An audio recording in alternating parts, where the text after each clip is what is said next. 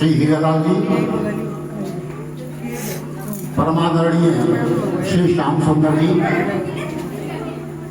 श्रीमान गौतम साहब, श्रीमान चंद्रशेखर जी, तो जो दिव्य रूप धारण करके आपके मध्य में उपस्थित हैं, ऐसे दिव्य पुरुष और कहाँ से आएंगे।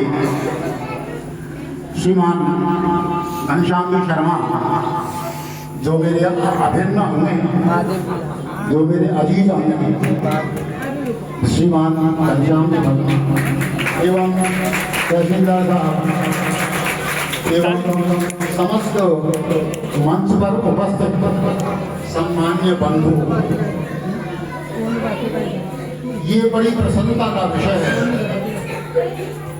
कि हम आज मां शारदा के मंदिर में विद्यार्थियों के विदाई के समारोह में उपस्थित हैं। ये बड़ा अच्छा अवसर है। मैं विशेष रूप से 10th के विद्यार्थी जो बोर्ड परीक्षा देने जा रहे हैं, बोर्ड की परीक्षा में जो बैठेंगे, उनसे कहूंगा कि वे एक तो टेंशन फ्री रहें, दिमाग पर किसी तरह का तनाव नहीं रखना। देखो, जब तनाव रहित होंगे तो आपकी पढ़ाई भी अच्छी होगी, आपका पेपर भी अच्छा होगा। किसी तरह का टेंशन मत लीजिए आप। भगवान करता है वो अच्छा करता है, इस बात को ध्यान में रखिए। और एक असीम शक्ति मां शारदा का ध्यान कीजिए। ये मां शारदा बुद्धि प्रदान है, बुद्धि प्रदान करने वाली है। इनका ही जो है उपासना कीजिए आप लोग, क्योंकि ज्ञान की देवी, ज्ञान की अधिष्ठात्री देवी है मां शारदा। तो प्रिय विद्यार्थी हो, आप लोग मेरी बात को ध्यान से सुने। अभी आपके समक्ष विद्यालय के डायरेक्टर महोदय श्री हीरालाल जी महाराज ने जो 5 बातें बताई हुई, काकचेष्टा तपोध्यानम श्वान निद्रा तथैव च अल्पाहारी बृहत्यादि विद्यार्थी पंचलक्षणम। वास्तव में बड़ी सारगर है, वो बातें वास्तव में सारगर है। काकचेष्टा, मैं इसकी पुनः व्याख्या कर देता हूँ एक बार। हमें ऐसी चेष्टा रखनी चाहिए, इतनी सतर्कता रखनी चाहिए जैसे कौवा में सतर्कता हो। बेटा आवाज मत करो, शांत रहिए और ध्यान से सुनिए। तो इतनी सतर्कता हमें होनी चाहिए कि जैसे कौवा की तरफ इशारा करते ही वो कौवा उड़ जाता है, वैसे ही हमें अपने अध्ययन के प्रति सतर्क होना चाहिए। इसको कहते हैं काकचेष्टा। ये प्रथम लक्षण है विद्यार्थियों का। और जो काकचेष्टा रखता है वो पढ़ाई में कमजोर नहीं रहता, कभी पढ़ाई में नहीं रह सकता वो कमजोर। दूसरी बात क्या है इसमें, बको ध्यानम, बगुले का सा ध्यान। बगुला मौन खड़ा रहता पानी के अंदर, और जैसे ही उसको मछली आती दिखाई देती है तो तब उसको पकड़। वैसे ही आपको पढ़ाई में जो इम्पोर्टेंट चीज आने जाता उनको ग्रहण कर लेना चाहिए। तीसरी बात है श्वान निद्रा। श्वान कहते हैं कुत्ते को। कुत्ते की सी नींद होनी चाहिए विद्यार्थी। कुत्ते की सी नींद होने का मतलब है कि जरा सा जो है हमें सतर्कता उसमें बरतनी चाहिए। कुत्ते के पास लोगों के लिए तुरंत आंख खोल लेता हो। अल्पाहारी विद्यार्थी को कम खाना का चाहिए, विशेष रूप से परीक्षा के समय। अल्पाहारी ज्यादा खाएगा तो उसको आलस्य आएगा, उसकी पढ़ाई नहीं हो पाएगी, उसको नींद आएगी, उसको भारीपन महसूस होगा। इसलिए अल्पाहारी विद्यार्थी को होना। गृह त्यागी, अब गृह त्यागी का मतलब बताया था श्री हीरालाल जी ने कि घर को नहीं छोड़ना चाहिए, लेकिन गृह त्यागी का मतलब है घर की गृहस्थी की जो जंजाल है, गृहस्थी के जंजाल में विद्यार्थी को नहीं फंसना चाहिए।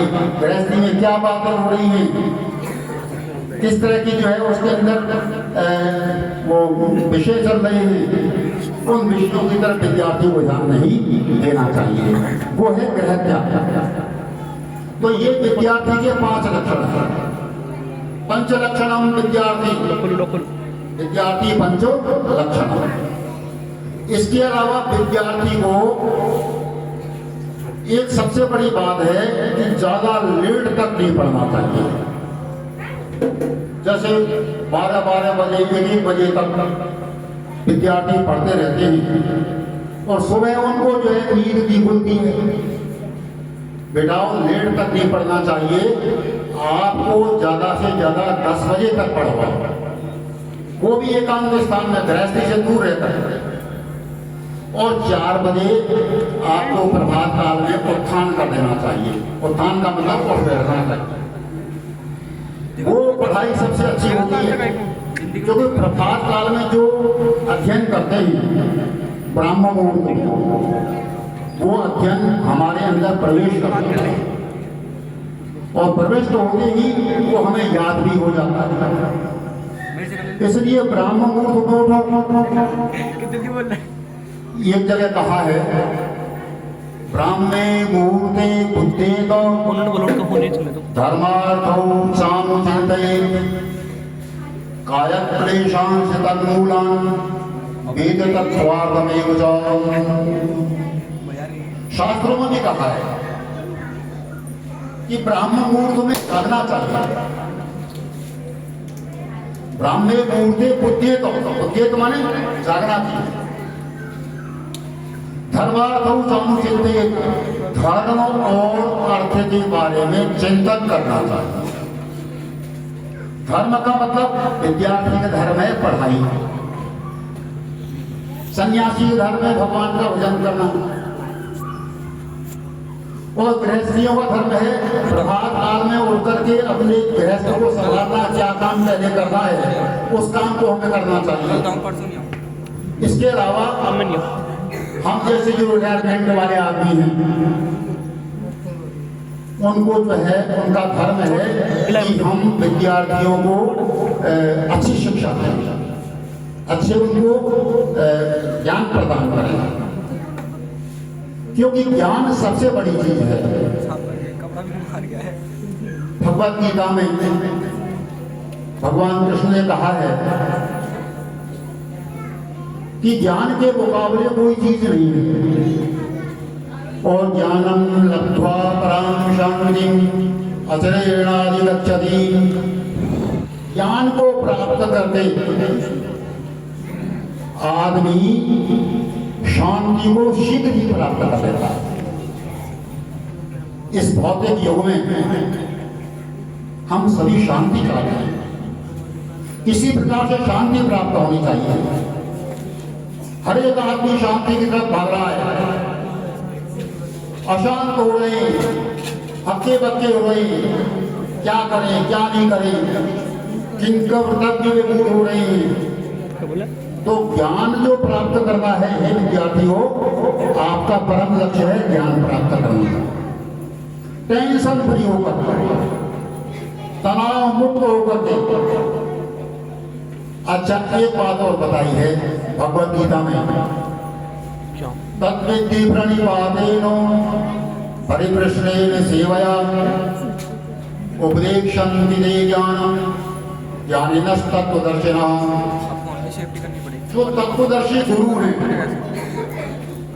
जिन गुरुओं के पास में ज्ञान है, डलता है। यदि आप नम्रता पूर्वक गुरु से प्रणिपात होकर नम्र होकर गुरु के सामने जाओगे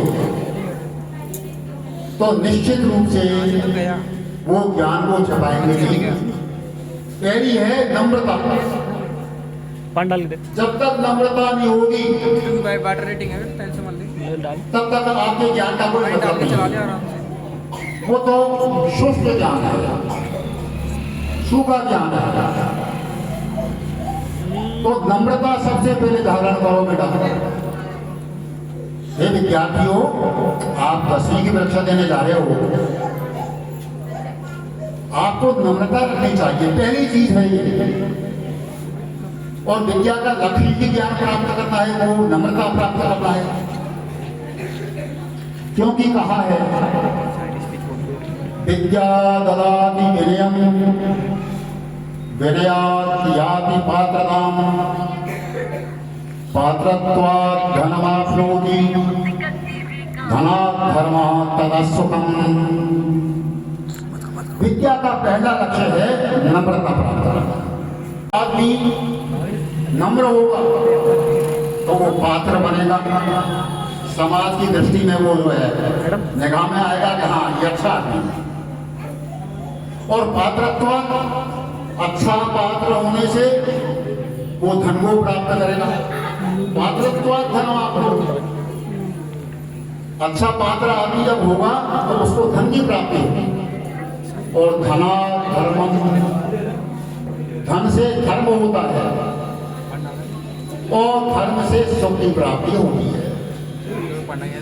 तो बेटा ये मानिए कि विद्या बहुत उत्तम चीज है। वेदों में तो कह दिया गया है सा विद्या या विमुक्त। विद्या वही है जो हमें मुक्ति प्रदान करे, जो हमें कल्याण प्रदान करे, वही विद्या है। इसके बाद में दूसरी चीजें तो अविद्या है। भाई विद्या का फल मुक्ति प्राप्त करना नहीं हो। मुक्ति का मतलब इस संसार बंधन से मुक्त होना। आप विद्या भी इसलिए पढ़ रहे हो कि हमें अच्छी सर्विस मिले, समाज में सम्मान प्राप्त हो, अच्छा धन मिले हमें, और धन से सुख मिलता है, सुख से जो है आत्म शांति मिलती है। तो प्रिय विद्यार्थियों, मेरा आप सभी ये आग्रह है, ये निवेदन है कि आप तो परीक्षा के समय में बिल्कुल निर्द्वंद भाव से आप ये मानिए और ये सोचिए कि मुझ पे सब कुछ आता है, ऐसा विचार करके परीक्षा में बैठिए। इसी तरह का तनाव नहीं रखना है आपको। अपने गुरुजनों को प्रणाम करके बड़े अच्छी तरह से परीक्षा केंद्र में जाइए।